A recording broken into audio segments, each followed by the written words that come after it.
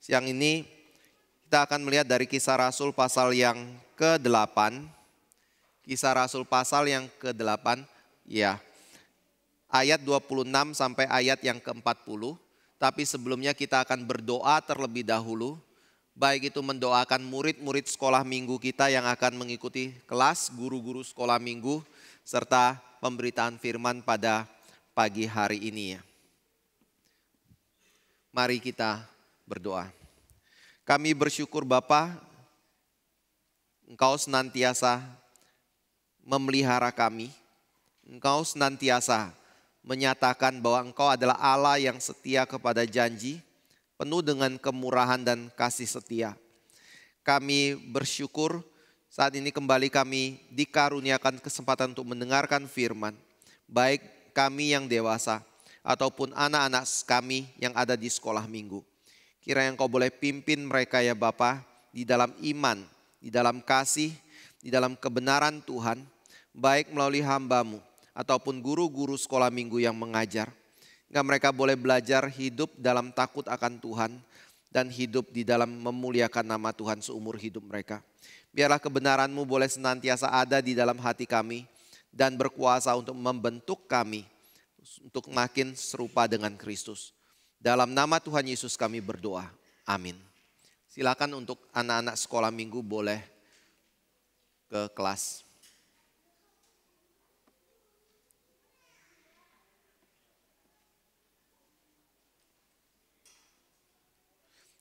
Kita membuka Kisah Rasul pasal yang ke-8 ayat 26 sampai dengan ayat yang ke-40, ya. Sida-sida dari tanah Etiopia. Kemudian berkatalah seorang malaikat Tuhan kepada Filipus, katanya, bangunlah dan berangkatlah ke sebelah selatan, menurut jalan yang turun dari Yerusalem ke Gaza. Jalan itu jalan yang sunyi. Lalu berangkatlah Filipus, adalah seorang Etiopia, seorang sida-sida, pembesar, dan kepala perbendaharaan Sri Kandake, ratu negeri Etiopia, yang pergi ke Yerusalem untuk beribadah. Sekarang orang itu sedang dalam perjalanan pulang dan duduk dalam keretanya sambil membaca kitab Nabi Yesaya. Lalu kata Roh kepada Filipus, pergilah ke situ dan dekatilah kereta itu. Filipus segera ke situ dan mendengar sida-sida itu sedang membaca kitab Nabi Yesaya. Kata Filipus, mengertikah Tuan apa yang Tuan baca itu? Jawabnya, bagaimanakah aku dapat mengerti kalau tidak ada yang membimbing aku? Lalu ia meminta Filipus naik dan duduk di sampingnya. Nas yang dibacanya itu berbunyi seperti berikut. Seperti seekor domba, ia dibawa ke pembantaian, dan seperti anak domba yang keluh di depan orang yang menggunting bulunya. Demikianlah ia tidak membuka mulutnya. Dalam kehinaannya berlangsunglah hukumannya. Siapakah yang akan menceritakan asal-usulnya, sebab nyawanya diambil dari bumi. Maka kata sida-sida itu kepada Filipus, aku bertanya kepadamu, tentang siapakah Nabi berkata demikian, tentang dirinya sendiri atau tentang orang lain? Maka mulailah Filipus berbicara dan bertolak dari nas itu. Ia memberitakan Injil Yesus kepadanya. Mereka melanjutkan perjalanan mereka dan tiba di suatu tempat yang ada air. Lalu kata sida-sida itu, lihat di situ ada air. Apakah halangannya jika aku dibaptis? Saud Filipus, jika Tuan percaya dengan segenap hati, boleh. Jawabnya, aku percaya bahwa Yesus Kristus adalah anak Allah. Lalu orang Etiopia itu menyuruh menghentikan kereta itu dan keduanya turun ke dalam air, baik Filipus maupun sida-sida itu. Dan Filipus membaptis dia, dan setelah mereka keluar dari air, Roh Tuhan tiba-tiba melarikan Filipus dan sida-sida itu tidak melihatnya lagi. Ia meneruskan perjalanannya dengan sukacita. Tetapi ternyata Filipus ada di Asdod. Ia berjalan melalui daerah itu dan memberitakan Injil di semua kota sampai ia tiba di Kaisaria. Bapak Ibu Saudara yang kasih Tuhan, ini adalah satu kisah yang sangat menarik sekali. Karena di dalam kisah ini ada seorang Sida-Sida yang dikatakan berasal dari Ethiopia. Siapa Sida-Sida ini? Yang pasti dia adalah seorang yang sangat penting di dalam kerajaan Sri Kandake. Dia adalah bendahara dari Sri Kandake tersebut. Tetapi menariknya adalah dia bukan orang Yahudi. Dia bukan hanya orang Yahudi yang sempurna, tetapi dia bukan orang Yahudi yang sempurna. Artinya adalah dia adalah orang yang telah dikebiri. Seorang yang mungkin bisa dikatakan cacat seperti itu, tetapi dia memiliki satu kerinduan yang besar untuk mengikuti apa yang menjadi agama dari orang Yahudi. Itu sebabnya di dalam bagian ini dikatakan dia walaupun menempuh perjalanan yang begitu jauh dari Ethiopia, ada yang mengatakan sekarang Sudan, menuju ke Yerusalem, dia tempuh perjalanan itu setiap tahunnya satu kali. Untuk apa? Beribadah kepada Tuhan, Allah dari Abraham, Ishak dan Yakub di Yerusalem. Nah, mengapa mereka harus pergi ke Yerusalem? Karena di dalam perjanjian lama ada satu perintah yang Tuhan berikan, bahwa umat Allah harus pergi ke Yerusalem untuk memberikan korban persembahan di sana dan beribadah kepada Tuhan di bait Allah yang Tuhan bangun pada waktu itu. Walaupun saat ini bait Allahnya sudah berganti, bukan lagi bait Allah yang dibangun oleh Salomo, tetapi oleh Herodes pada waktu itu. Tetapi orang Israel memiliki tradisi untuk pergi ke situ. Bukan hanya orang Israel, tetapi para proselit, orang-orang bukan Yahudi yang akhirnya mengadopsi agama Yahudi, pergi ke sana, dan juga orang-orang yang takut akan Allah. Lalu pada waktu pergi ke sana, Alkitab di dalam bagian ini menyatakan satu hal yang sangat menarik sekali. Walaupun dia adalah seorang yang begitu beribadah kepada Tuhan, begitu saleh untuk menjalankan ritual agama yang Tuhan tuntut dari kehidupannya. Tetapi ketika dia membaca kitab suci, dia tidak mengerti apa yang kitab suci nyatakan. Artinya apa? Selama bertahun-tahun ia beribadah kepada Tuhan, mungkin dia adalah orang yang hanya mengerti mengenai ritual yang harus dikerjakan dalam ibadah itu. Tetapi ketika berbicara mengenai esensi dari iman, esensi dari ritual agama, esensi dari korban persembahan yang ia persembahkan kepada Tuhan, dia sama sekali tidak mengerti. Bapak Ibu Saudara yang kasih Tuhan, ini adalah hal yang satu sisi menarik, tetapi saya juga percaya ini adalah hal yang sangat tragis sekali. Yang mau menyatakan bahwa di antara orang-orang yang beribadah kepada Tuhan, yang rajin sekali datang kebaktian, datang beribadah, melayani, memberikan korban persembahan, memberi persembahan dan waktunya bagi Tuhan. Mungkin ada orang-orang yang seperti Sida-Sida dari Ethiopia ini. Yaitu apa? Bertahun-tahun, berpuluh-puluh tahun mengikut Tuhan, tapi tidak mengerti esensi dari ibadah dan apa yang Kristus kerjakan di dalam kehidupan kita.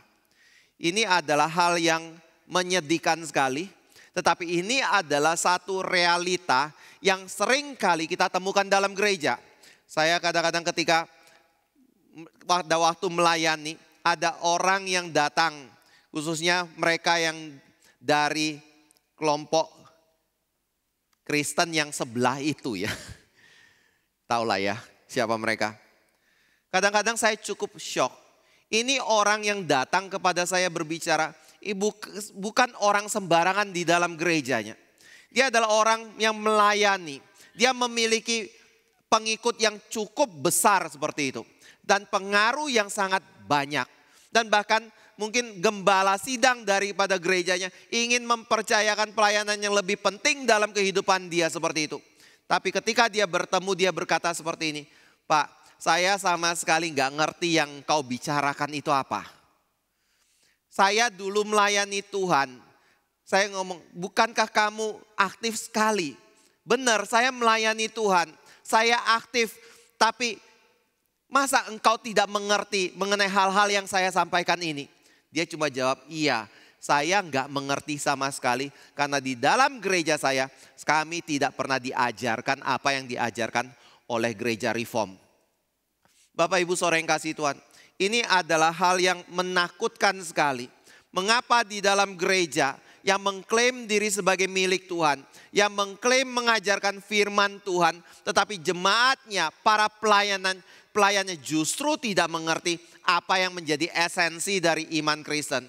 Hal yang mungkin begitu sederhana, begitu sering kali diungkapkan di dalam gereja reform, justru tidak pernah didengar dan diketahui oleh orang-orang dari gereja yang lain. Bapak Ibu saudara yang kasih Tuhan, ini adalah hal yang menakutkan sekali. Tetapi yang perlu kita introspeksi juga adalah pada waktu kita mengatakan kita ada di dalam gereja yang baik, gereja yang benar, gereja yang setia mengabarkan firman Tuhan. Pertanyaannya adalah juga, apakah kita mengerti apa yang dikhotbahkan setiap minggu? Apakah kita memahami esensi dari penebusan Kristus dalam hidupan kita? Apakah kita sungguh-sungguh mengerti apa yang dimaksud dengan iman? Apakah kita sungguh-sungguh mengerti apa yang dimaksud dengan pertobatan? Apa yang dimaksud dengan kelahiran baru? Apa yang dimaksud dengan satu kehidupan yang ada di dalam pengudusan dan kesetiaan sampai akhir? Bapak Ibu saudara yang kasih Tuhan, ini adalah kebenaran-kebenaran yang Tuhan nyatakan bagi diri kita. Supaya kita bisa bertumbuh di dalam kesetiaan kita kepada Tuhan dan memuliakan Tuhan dalam kehidupan kita. Dan Tuhan menghendaki hal ini ada di dalam kehidupan bukan dari orang-orang tertentu saja. Tapi dari setiap dari anak-anak Tuhan yang datang dan beribadah kepada Tuhan Allah. Di dalam Kristus Yesus. Jadi hal pertama adalah kita bisa melihat dari sida-sida dari Ethiopia ini. Orang yang rajin, orang yang setia, mungkin orang yang tidak pernah absen untuk pergi menjalankan ritual keagamaan. Seperti orang yang tidak pernah absen datang ke dalam kebaktian minggu untuk beribadah kepada Tuhan. Tapi tidak mengerti esensi dari ibadah itu dan apa yang Kristus kerjakan di dalam hidupnya. Tapi ada hal kedua yang menarik lagi adalah pada waktu kita melihat kepada sida-sida ini. Apakah dia adalah orang yang tidak pedulian, orang yang seolah-olah hanya mementingkan satu ritual perbuatan, tetapi apakah ada hal lain yang dia nyatakan? Alkitab di sini menyatakan bahwa dia ternyata bukan hanya menjalankan ritual, tapi dia adalah orang yang suka belajar. Kalau Bapak Ibu lihat di tengah-tengah perjalanan, mungkin karena waktu yang panjang dan tidak ada kerjaan yang lain, yang dia lakukan kemudian adalah membaca bagian daripada kitab suci, yaitu dari kitab Yesaya. Dan pada waktu dia membaca kitab ini, walau saya tidak akan mengulangi lagi, tetapi di balik dari apa yang dikatakan sini, berarti sida-sida ini adalah orang yang memperhatikan, ingin mengetahui kebenaran yang dikatakan oleh kitab suci. Makanya dia membaca. Tetapi Bapak Ibu saudara yang kasih Tuhan, ada hal yang menarik juga adalah pada waktu dia membaca kebenaran ini, sida-sida pun tidak mengerti apa yang dikatakan. Tapi dari sini saya mau ajak kita melihat pada dua hal paling tidak. Pertama adalah untuk bisa mengerti firman itu tidak pernah disandarkan kepada tingginya sekolah yang Bapak Ibu tempuh. Untuk bisa mengerti firman itu bukan didasarkan pada berapa banyak buku teologi yang Bapak Ibu baca dalam hidup Bapak Ibu. Atau berapa banyak kali Bapak Ibu membaca Alkitab dalam hidupmu. Tetapi yang membuat seseorang itu bisa sungguh-sungguh mengerti kebenaran Tuhan, itu adalah karya dari Roh Kudus dalam kehidupan kita. Makanya di dalam bagian lain dari kitab suci, Paulus atau Petrus selalu menekankan bahwa menafsiran kitab suci tidak boleh sembarangan. Karena kitab suci adalah sesuatu yang bersumber dari Roh Kudus. Orang yang menafsirkan sembarangan itu hanya akan membawa kita hidup di dalam kesesatan. Tapi kalau kita mengerti bahwa kitab suci adalah bersumber dari Roh Kudus. Dan kalau Paulus berkata kebenaran-kebenaran itu tidak pernah muncul dari hati manusia manapun yang ada di dalam dunia ini. Kalau mereka mengerti itu, mereka tidak mungkin menyalibkan Yesus Kristus. Dan hal-hal rohani tidak mungkin bisa ditafsirkan oleh orang-orang dunia seperti itu. Maka berarti kebutuhan kita akan pekerjaan Tuhan, anugerah Tuhan untuk mengerti kitab suci menjadi hal yang penting. Bapak Ibu saudara yang kasih Tuhan, saya selalu mendorong Bapak Ibu untuk bisa turut memperhatikan pembelajaran tetapi juga doa. Kenapa doa menjadi penting kemarin? Pendeta Agus juga berbicara panjang lebar pasti mengenai doa ya. Karena saya nggak mau bicara berkaitan dengan peperangannya. Tapi ada bagian yang juga penting adalah kalau kita berdoa kepada Tuhan, di situ ada perendahan diri kita. Kesadaran akan kebutuhan kita untuk mengerti firman, dan tanpa pertolongan dari Tuhan, kita tidak mungkin bisa mengerti kebenaran firman. Itu sebabnya kita perlu merendahkan diri, meminta Roh Kudus untuk menyatakan kebenaran itu bagi diri kita. Tanpa itu semua, apa yang kita pelajari tidak mungkin kita bisa mengerti sepenuhnya. Dan bahkan tidak mungkin kita mengerti. Jadi pada waktu kita melihat kehidupan dari Sida-Sida ini, dia menunjukkan bahwa dia tidak mampu, dia tidak paham, dan butuh orang lain untuk menjabarkan pengertian itu kepada diri dia. Nah, dalam hal ini Tuhan berkata, di dalam gereja ada orang-orang tertentu yang Tuhan memberikan tugas atau panggil untuk menjadi guru, pengajar, pengabar Injil, dan penggembala di dalam gereja Tuhan. Ini adalah hal yang penting Bapak Ibu Saudara yang kasih Tuhan. Ini mau menunjukkan apa? Mau menunjukkan di dalam gereja Tuhan, di dalam tubuh Kristus. Kenapa kita perlu ada di dalamnya? Karena Tuhan menyediakan orang ini di dalam tubuh Kristus. Artinya adalah pada waktu kita mempelajari firman, Tuhan sudah menyediakan orang-orang tertentu di tempat-tempat tertentu untuk kita bisa datang dan mengerti kebenaran firman itu. Artinya bahwa firman Tuhan diperlukan satu bimbingan untuk bisa dimengerti melalui orang-orang yang Tuhan sudah pakai dan panggil untuk mengajar tersebut dan berikan karunia itu. Bapak Ibu Saudara yang kasih Tuhan, kenapa ini menjadi signifikan atau penting? Karena di dalam pengertian ini menunjukkan bahwa gereja lokal itu adalah satu tempat dan sarana yang penting untuk kita bisa bukan hanya beribadah, tetapi juga bertumbuh di dalam kebenaran firman. Yang lain adalah kalau Tuhan sudah memanggil orang-orang tertentu, nah ada signifikansi dari gereja lokal di situ, maka kita perlu berhati-hati. Setiap orang yang berpikir dia bisa maju sendiri di dalam kebenaran firman dan tidak perlu mengikatkan diri di dalam gereja lokal, dia ada di dalam bahaya yang sangat besar. Karena dia akan menjadi seorang yang mencari firman sepertinya. Tetapi sebenarnya mungkin dia sedang mencari orang yang cocok dengan dia. Dia sedang mencari pengajaran yang sesuai dengan diri dia. Dan akhirnya adalah dia tidak mendapatkan firman dalam hidupnya. Bapak Ibu Saudara yang kasih Tuhan, kita seringkali hari ini berpikir bahwa sarana-sarana media sosial begitu banyak sekali. Dan itu adalah satu berkat yang saya percaya berkat yang besar sekali. Karena melalui sarana media sosial kita bisa mengerti kebenaran dengan begitu limpah dari begitu banyak anak Tuhan dan pengkhotbah yang baik-baik semua. Tetapi di samping itu ada bahaya. Kadang-kadang kita cuma memilih orang tertentu.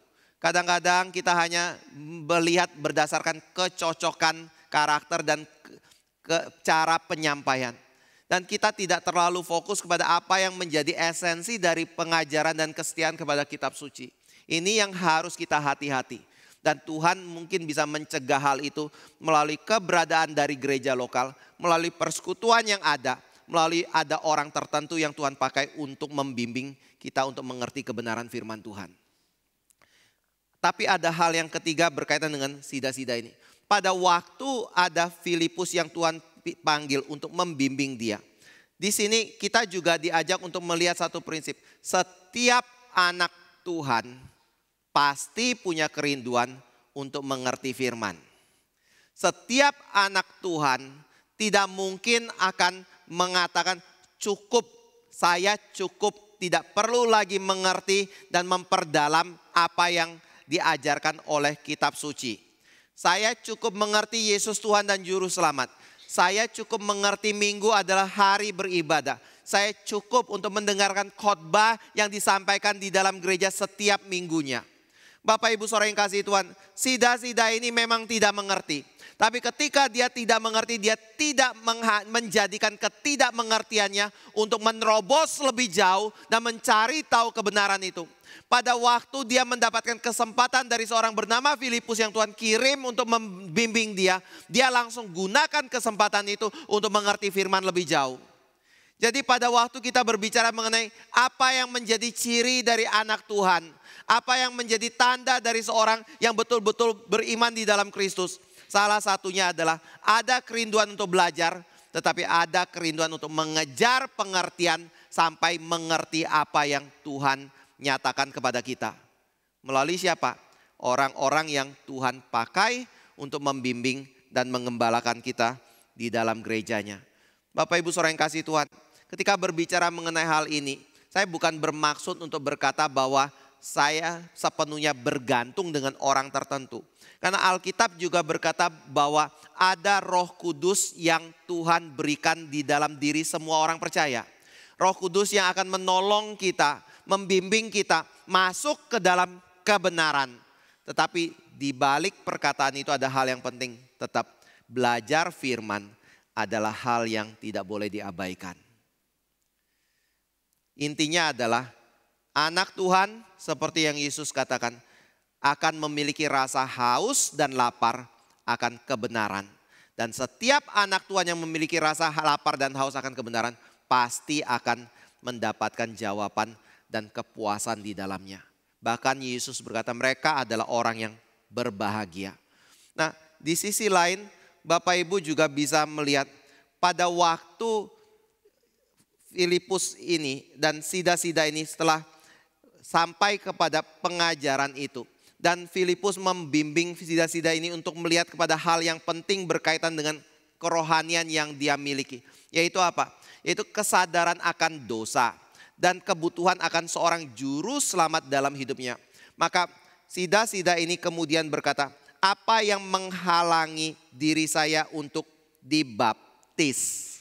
Nah, ini yang menjadi hal yang saya mau soroti juga ya. Apa yang menghalangi saya untuk dibaptis? Bapak Ibu Saudara yang kasih Tuhan, mengapa kalimat pertanyaan ini muncul dari sida-sida? Apa yang mendorong dia punya kesadaran untuk dibaptis?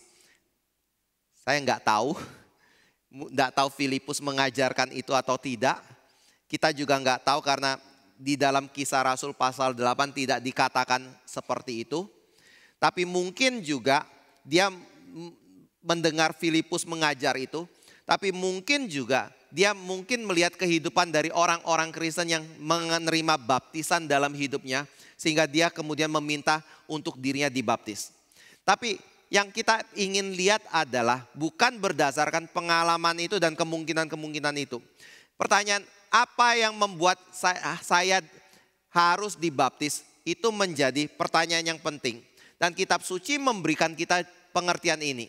Ada dua hal yang mendasar paling tidak untuk membuat kita mengerti kenapa seseorang itu dibaptis. Pertama adalah karena Tuhan Yesus sendiri memerintahkan untuk membaptis orang-orang yang menjadi pengikutnya. Bapak Ibu Saudara yang kasih Tuhan, kalau kita lihat di dalam Matius pasal yang ke-28, di situ Yesus berkata bahwa pergilah, jadikanlah semua bangsa muridku dan baptislah mereka di dalam nama Allah Bapa, Allah Anak dan Allah Roh Kudus. Jadi pada waktu kita melihat Matius 28, kita mengerti satu hal, perintah baptis itu bukan muncul dari murid-murid. Perintah baptis itu bukan sesuatu yang ditambahkan kemudian hari di dalam gereja Tuhan.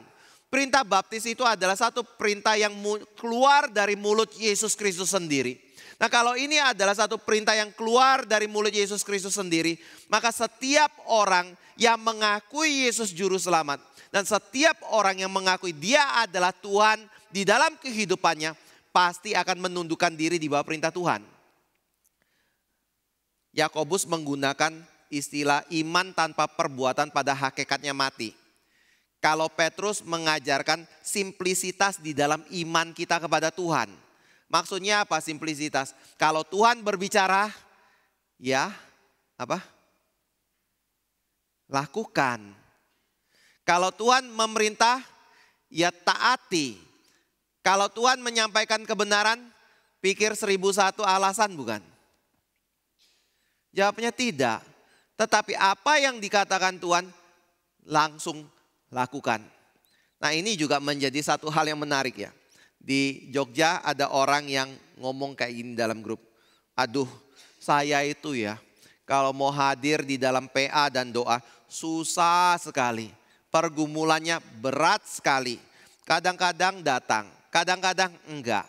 On off seperti itu. Saya harus bagaimana supaya bisa semangat datang ke dalam pembelajaran firman dan doa seperti itu. Lalu mulailah ada orang yang menanggapi, saya juga seperti itu. Tapi saya berusaha untuk berjuang sampai hari ini, tetap berjuang untuk pergi kayak gitu ke dalam PA. Ada yang berkata hal yang lain seperti itu. Mohon tanya Bapak Ibu saudara yang kasih Tuhan.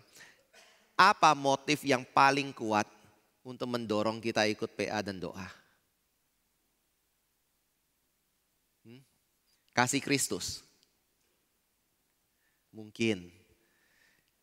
Keinginan untuk mengetahui kebenaran. Mungkin. Apa lagi? Apa? Bersekutu dengan saudara seiman. Ya mungkin saya ada teman. Apa lagi, ada enggak? Saya katakan semua itu enggak terlalu kuat ya. Walaupun itu ada unsur itu. Cuma satu sih. Bapak Ibu diselamatkan untuk apa? Masuk surga? Bukan. Bapak Ibu diselamatkan untuk setia kepada Tuhan dan mendengarkan perkataan Dia dan merajakan Dia dalam hidupmu.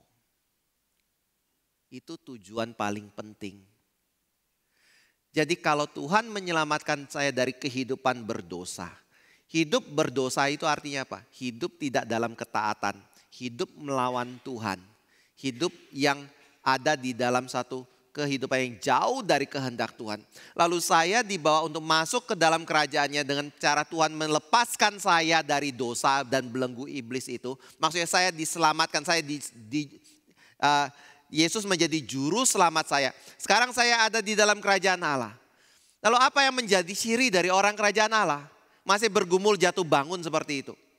Saya kira satu motif yang paling kuat di dalam tindakan kita yang mendorong kita untuk melakukannya adalah karena Tuhan berkata saya harus lakukan itu. Bapak Ibu saudara yang kasih Tuhan, ini menjadi satu hal yang saya lihat sangat mendasar sekali. Tetapi juga sangat kuat sekali untuk menjadi sesuatu penguji sebenarnya otoritas Kristus ada tidak di dalam hidup kita. Karena banyak hal yang orang bisa lakukan kalau itu berkaitan dengan kepentingan dia. Atau sesuatu yang bermanfaat bagi diri dia. Atau sesuatu yang memberkati diri dia. Tetapi kalau itu adalah sesuatu yang dikatakan oleh Tuhan, saudara rela tidak lakukan walaupun itu berarti saudara harus korbankan segala sesuatu termasuk kemalasan, mut-mutan yang kita miliki. Supaya Tuhan punya perkataan terjadi dalam hidup kita. Bapak Ibu saudara yang kasih Tuhan, ini yang saya lihat menjadi satu hal ya penting. Kalau kita tarik ke dalam baptisan, mengapa seseorang itu dibaptis? Karena Tuhan memerintahkan kita untuk dibaptis. Kalau Tuhan tidak perintahkan, tidak perlu dibaptis. Tapi karena Tuhan perintahkan, siapapun itu yang mengaku iman percaya kepada Yesus Kristus, walaupun tidak mengerti, walaupun merasa baptisan itu bukan sesuatu yang penting untuk dilakukan. Karena ada penjahat di salib Yesus Kristus yang tidak dibaptis tetap diselamatkan seperti itu. Tapi karena begitu mendengar Yesus berkata, saya harus dibaptis, berarti saya harus dibaptis. Gak ada alasan lain untuk membela diri karena Yesus sudah berkata, harus dibaptis. Itu adalah alasan pertama ya. Mengapa baptisan itu harus dilakukan. Yang kedua adalah baptisan itu bukan hanya diperintahkan oleh Yesus Kristus. Tetapi baptisan itu juga adalah sesuatu yang menjadi tradisi gereja mula-mula. Kalau Bapak Ibu perhatikan di dalam Kisah Para Rasul. Pada waktu Petrus sudah berkhotbah kepada ribuan orang yang hadir. Nah ada 3.000 orang yang bertobat. Itu menjadi satu kebenaran yang Alkitab nyatakan. Orang-orang itu bukan hanya bertobat tetapi memberi diri mereka dibaptis. Artinya pada waktu kita membaca mulai dari awal Kisah Para Rasul. Alkitab sudah mengatakan tradisi gereja adalah membaptis orang yang percaya kepada Kristus Yesus. Dan Bapak Ibu bisa baca di dalam keseluruhan Kisah Para Rasul berulang-ulang kali hal itu dikatakan. Alkitab tidak meminta kita untuk disunat. Tetapi ada satu hal yang menjadi tradisi gereja yang dilakukan oleh para orang percaya dan rasul, yaitu membaptis setiap orang yang bertobat dan percaya kepada Kristus Yesus. Jadi itu yang kedua. Pertama, kenapa baptis? Adalah perintah Tuhan. Yang kedua, kenapa dibaptis? Karena orang-orang Kristen sebelum kita mengerti itu perintah Tuhan dan mereka menjalankannya di dalam gereja. Sehingga baptisan itu menjadi satu tradisi yang terus diwariskan sampai kita pada hari ini. Nah, selanjutnya adalah kita akan bicara mengenai, tadi saya singgung sedikit di sebelum baptisannya. Apa yang menjadi mode dari baptisan? Saya nggak akan panjang lebar di sini, tetapi mode dari baptisan itu seperti yang Yesus ajarkan. Bukan di dalam nama Yesus Kristus, tetapi mode baptisan yang benar adalah di dalam nama Allah Bapa, di dalam nama Allah Anak yaitu Yesus Kristus, dan di dalam nama Allah Roh Kudus. Mengapa begitu? Karena Bapa itu bukan Yesus dan Roh Kudus itu bukan Yesus Kristus. Tetapi Bapa adalah Bapa, Yesus adalah Yesus, Roh Kudus adalah Roh Kudus. Mereka adalah tiga pribadi yang berbeda satu dengan yang lain. Sehingga kalau kita mengatakan mereka adalah satu dalam pengertian Bapa adalah Yesus, Yesus adalah Yesus, Roh Kudus adalah Yesus. Itu adalah kesesatan atau kesalahan di dalam mengerti Allah Tritunggal. Makanya pada waktu kita tanya apa yang menjadi mode dari baptisan, tadi seperti yang Yesus ajarkan. Di dalam nama Allah Bapa, Allah Anak dan Allah Roh Kudus kita membaptis seseorang. Dan pada waktu kita membaptis seseorang itu, maka hal yang penting adalah baptisan tidak menyelamatkan. Ulangi ya, 1, 2, 3. Baptisan tidak menyelamatkan. Yang menyelamatkan itu apa? Anugerah Tuhan melalui kebenaran yang kita imani atau firman yang kita imani atau ya nanti Bapak Ibu bingung kayak gitu. Intinya adalah kenapa saya dibaptis, karena anugerah. Anugerahnya apa? Pekerjaan Kristus untuk menebus kita. Maksudnya gimana Pak? Maksudnya adalah gak ada apapun yang Bapak Ibu bisa lakukan. Maksudnya ya semuanya Kristus yang kerjakan. Kristus yang mati di kayu salib. Kristus yang menggantikan dosa kita. Kristus yang memperdamaikan kita dengan Allah Bapa. Kalau semuanya itu dikerjakan oleh Kristus, ada hal yang Yesus sisakan gak untuk kita supaya kita bisa kerjakan? Jawabnya gak ada. Nah ini membedakan Kristen dari Katolik ya. Dan Kristen dari semua agama yang lain. Saya bicara agama yang lain dulu. Agama yang lain selalu mengajarkan ada iman. Tetapi iman tidak cukup. Iman itu harus ditambah dengan perbuatan baik. Iman itu harus ditambah dengan usaha manusia. Katolik bagaimana?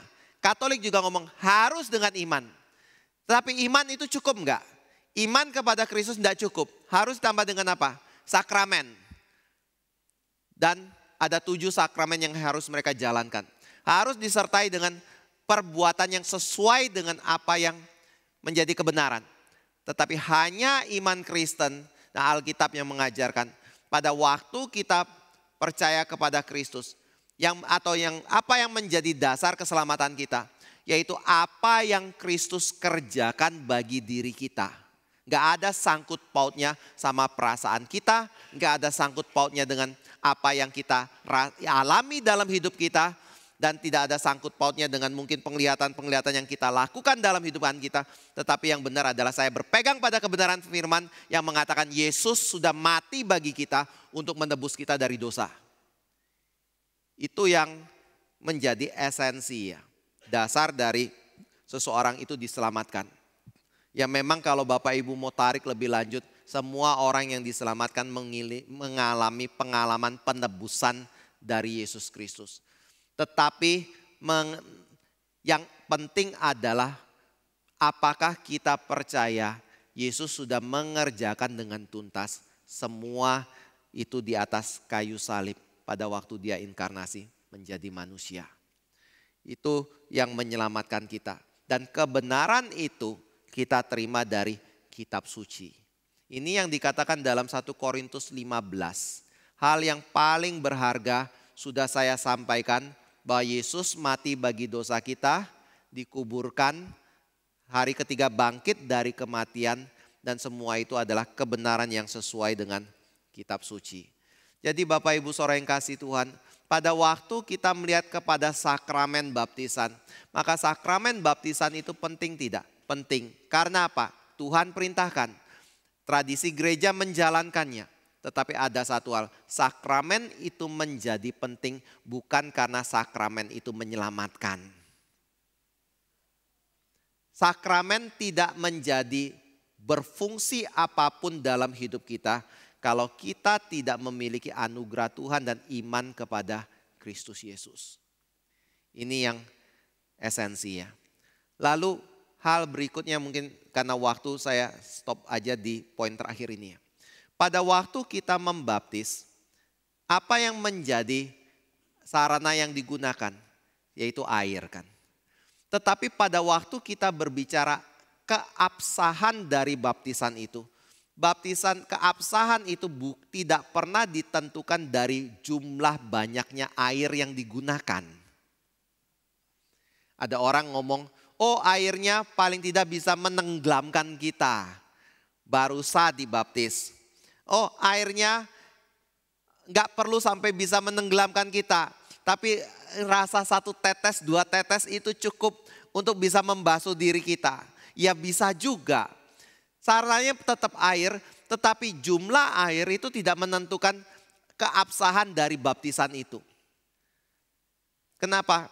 Karena yang menentukan keabsahan baptisan itu adalah di dalam nama siapa kita dibaptiskan. Itu Allah Tritunggal itu. Nah di dalam poin ini selain dari nama Tritunggal dan air yang digunakan, saya mau berbicara kenapa di GRI kita membaptis dengan percik atau dengan tuang. Dan bukan dengan siram. Bukan dengan siram, iya. Bukan dengan apa? Selam gitu. Bapak Ibu Saudara yang kasih Tuhan. Selam boleh enggak? Ya boleh saja. Yang benar yang mana? Yang selam atau yang dituang seperti itu? Nanti Bapak Ibu boleh cross check lagi perkataan saya benar atau tidak ya. Ada orang yang ngomong kayak gini. Sebenarnya gereja mula-mula itu selam. Dari awal gereja mula-mula mengajarkan selam. Makanya gereja harus membaptis dengan selam. Tetapi yang saya mau ajak lihat adalah seperti ini. Betulkah baptisan itu pasti selam? Nah bicara ini mungkin saya mau ajak lihat ada perkataan satu tokoh teolog dulu yaitu D.A. Carson. D.A. Carson adalah seorang teolog baptis. Dia berkata seperti, pada waktu kita melihat kata baptiso, baptiso itu memang bisa dimengerti sebagai selam atau sesuatu benda yang kita celupkan ke dalam air atau ke dalam sesuatu yang lain. Tetapi baptiso sendiri nggak harus dimengerti dengan selam. Tetapi baptiso itu adalah sesuatu cairan yang kita bisa bawa kepada benda yang kita mau sucikan atau murnikan seperti itu. Jadi pada waktu teolog baptis ini berbicara mengenai pengertian dari baptiso, dia sendiri mengakui bahwa baptisan itu tidak harus dalam pengertian diselam. Tetapi bisa dengan cara yang lain juga. Nah di dalam perdebatan itu ada orang ngomong, coba buktikan. Ya saya nggak perlu buktikan katanya, itu silakan orang baptis sendiri yang buktikan kebenaran hal itu ya. Tapi kalau ditanya reform bagaimana? Nah reform di dalam mengerti baptisan, kita tidak hanya mengerti baptisan itu sebagai sesuatu tanda dari mati dan bangkit bersama dengan Kristus saja. Orang yang melakukan baptisan selam biasanya punya prinsip, oh simbol dari baptisan itu harus menggambarkan mati dan bangkit bersama dengan Kristus. Kalau Yesus itu mati berarti dikuburkan, bangkit itu berarti keluar dari kuburan. Maka orang ketika dibaptis dia harus ditenggelamkan dalam air simbol dari dikuburkan dan keluar dari air sebagai simbol daripada dibangkitkan atau memperoleh satu kehidupan yang baru. Tapi Bapak Ibu saudara yang kasih Tuhan, saya mau ajak Bapak Ibu lihat ada satu pengertian yang lain daripada baptisan itu sendiri. Memang di dalam baptisan itu berbicara mengenai mati dan bangkit bersama dengan Kristus. Ada kalimat-kalimat itu yang diulang-ulang di dalam ayat-ayat yang berbicara mengenai baptisan. Tetapi di balik dari pengertian itu, ayat yang berbicara dengan baptisan itu sebenarnya tidak hanya merujuk kepada mati dan bangkit sebagai satu simbol. Tetapi ayat itu berbicara mengenai satu kata, pemurnian. Bapak Ibu boleh buka dua bagian kitab suci. Satu Kolose 2 ayat 11 sampai 12. Kolose 2 ayat 11 sampai 12.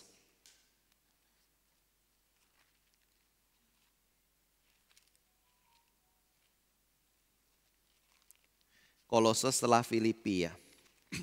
Filipi setelah apa? Efesus. Efesus setelah Korintus ya. Kolose 2 ayat 11 dan 12. Saya baca, Bapak Ibu tolong simak baik-baik, tolong kemudian jawab saya ya. Dalam Dia kamu telah disunat, bukan dengan sunat yang dilakukan oleh manusia, tetapi dengan sunat Kristus yang terdiri dari penanggalan akan tubuh yang berdosa. Karena dengan demikian kamu dikuburkan dalam baptisan dan di dalam Dia kamu turut dibangkitkan juga oleh kepercayaanmu kepada kerja kuasa Allah yang telah membangkitkan Dia dari orang mati. Oke, pertanyaan saya, sunat simbol dari apa? Ini salah satu ayat sebelumnya ya, yang mengatakan sunat sudah tidak berlaku tetapi diganti dengan baptisan. Oke, tapi pertanyaan saya adalah sunat simbol apa? Penanggalan akan tubuh yang berdosa kan? Oke, kedua, baptisan simbol apa?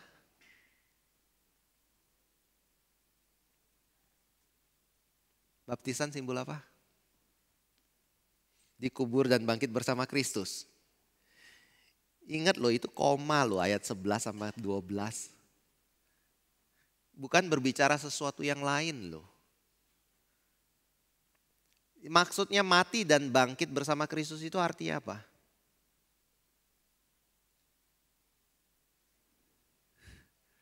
Diselamatkan. Atau penanggalan tubuh yang berdosa. Sama kan?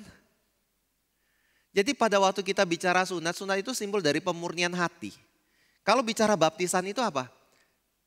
Simbol luar yang menyatakan pemurnian yang Tuhan kerjakan dalam hidup kita. Coba lagi Roma 6. Roma 6 ayat 3 sampai ayat yang keempat. Saya baca lalu tolong diperhatikan ya Bapak Ibu. Saya baca dari ayat 1 aja. Jika demikian Roma 6, apakah yang hendak kita lakukan? Katakan, bolehkah kita bertekun dalam dosa? Supaya semakin bertambah kasih karunia itu? Sekali-kali tidak. Bukankah kita telah mati bagi dosa? Bagaimanakah kita masih dapat hidup di dalamnya? Atau tidak tahukah kamu bahwa kita semua yang telah dibaptis dalam Kristus, dibaptis dalam kematiannya. Dengan demikian kita telah dikubur bersama-sama dengan Dia oleh baptisan dalam kematian, supaya sama seperti Kristus telah dibangkitkan dari antara orang mati oleh kemuliaan Bapa, demikian juga kita akan hidup dalam hidup yang baru. Oke, apa arti baptisan? Lambang dari apa? Mati dan bangkit bersama Kristus lagi? Iya, tapi mati dan bangkit bersama Kristus menunjukkan apa? Hidup yang baru bukan? Hidup yang baru, lalu hidup yang mati bagi dosa bukan? Iya kan? Nama lainnya apa? Sudah dimurnikan atau dikuduskan kan? Jadi baptisan itu adalah simbol dari pemurnian atau pengudusan yang Tuhan sudah kerjakan bagi diri kita. Kalau itu adalah simbol dari pemurnian atau pengudusan, pertanyaan, harus selam enggak? Enggak harus, tetapi kita harus kembali bertanya, kira-kira kalau berbicara mengenai pemurnian atau pengudusan, bagaimana orang Israel biasanya melakukan pemurnian? Nah Bapak Ibu saudara yang kasih Tuhan, pertanyaan ini jawab kita harus lihat kembali ke dalam perjanjian lama. Dan di dalam perjanjian lama pembasuhan yang dicatat di sana yaitu berbicara mengenai pemurnian. Dan di dalam pembasuhan di dalam perjanjian lama ada satu hal yang penting. Pembasuhan harus dilakukan dengan darah. Ya, simbol dari nyawa.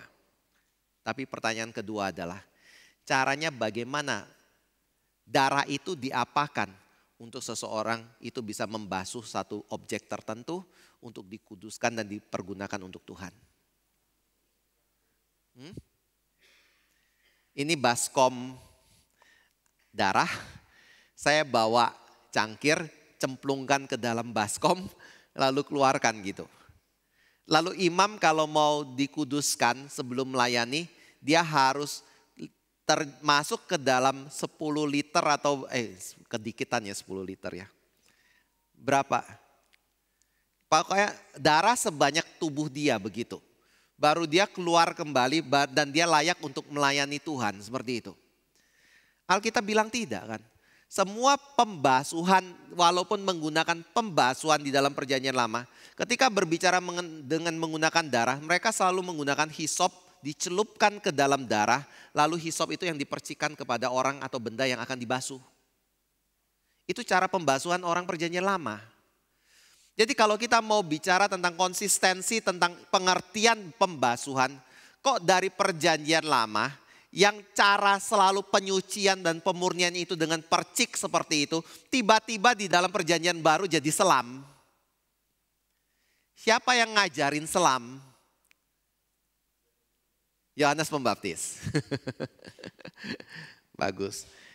Saya mau tanya, Yohanes Pembaptis itu orang Israel umum atau keturunan siapa?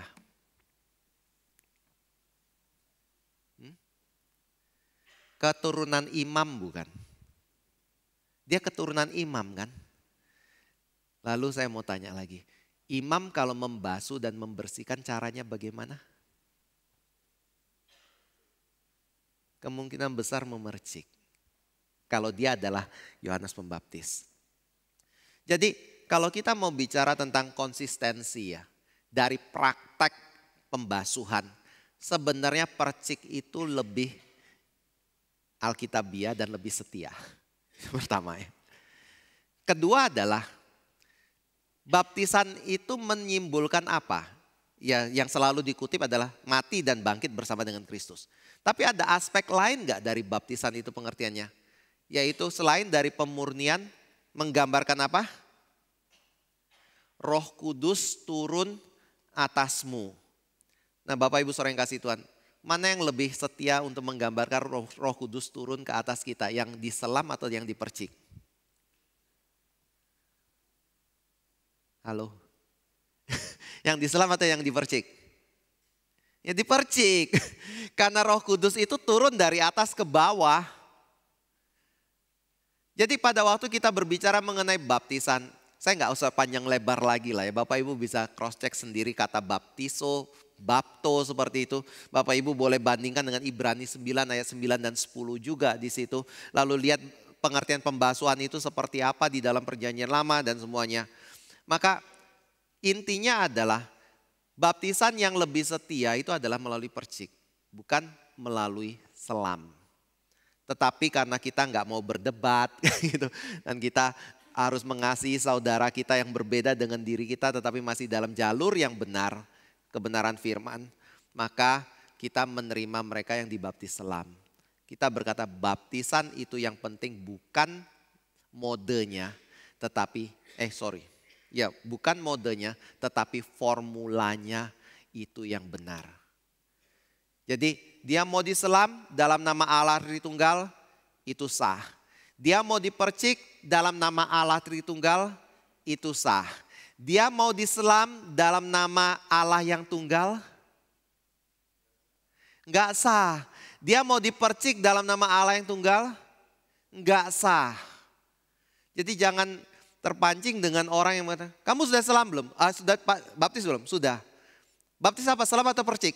Percik. Wah itu enggak sah, kamu harus dibaptis lagi. Bapak Ibu, baptisan itu yang benar satu kali ya. Seumur hidup kita menerima baptisan itu hanya satu kali. Tapi dengan mode atau dengan formula yang benar. Modenya tidak terlalu penting di situ. Nah hari ini karena waktu kita terbatas masih banyak yang sebenarnya bisa dibicarakan mengenai baptisan. Tapi saya mau bicara apa yang menjadi dasar kita baptis karena perintah Tuhan. Mengapa kita dibaptis? Karena Tuhan menghendaki dan tradisi gereja memerintahkan itu atau melakukan itu. Lalu yang benar bagaimana? Yang benar adalah formulanya. Modenya kita tetap melihat bahwa percik menjadi mode yang lebih teologis, tepat secara teologis seperti itu. Kepada siapa? Kepada semua orang yang percaya, bertobat dari dosa, tetapi juga kepada anak-anak dari orang yang percaya. Apakah karena baptisan menyelamatkan? Bukan, tetapi iman kepada Kristus itu yang menyelamatkan, karena Kristuslah satu-satunya pribadi yang telah mengerjakan penebusan bagi kehidupan kita. Di luar itu enggak ada kemungkinan dan tidak ada jalan yang lain. Kira-kira begitu Tuhan kiranya memberkati kita ya. Mari kita masuk dalam doa. Bapa, kami sekali lagi bersyukur karena ada firman dan terang yang boleh Engkau berikan bagi kami. Tolong kami ya Tuhan, ketika kami berjalan kami boleh makin diteguhkan dengan bukan hanya pengertian firman, tapi juga dengan praktek-praktek yang benar daripada firman Tuhan. Dan biarlah iman kami selalu disandarkan kepada Kristus dan bukan kepada kebenaran diri kami pribadi. Di dalam nama Tuhan Yesus kami berdoa. Amin.